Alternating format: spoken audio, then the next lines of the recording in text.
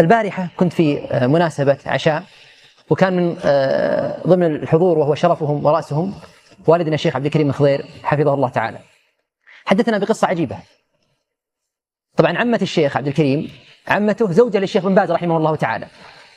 يقول تحدث عمته تقول آخر يوم في حياة الشيخ بن باز رحمه الله، تقول دخل علينا البيت ويديه تلمع مثل زجاج سبحان الله تعالى. تقول الشيخ يعني كبير في السن، والعادة أن يديه جافة ومتشققة، إلا ذاك اليوم تقول مستغربين سبحان الله يديه كأنها زجاج من البريق ولا معان. تقول لما جاء آخر الليل أراد أن يعني الشيخ يأوي إلى فراشه استلقى، تقول كل شوي يجلس الشيخ يفيق من النوم، يجلس ويبدأ يسبح يذكر الله يستغفر يهلل، ثم يرجع ينام، ثم يطيل النوم، يقوم مرة أخرى يذكر الله عز وجل يسبح. تقول فقام بعدها وجلس وأخذ يقهقه يضحك الشيخ. تقول زوجتي تقول أول مرة أسمع الشيخ وأراه يقهقه، من عرفت الشيخ ما سبقني رأيته يقهقه يضحك.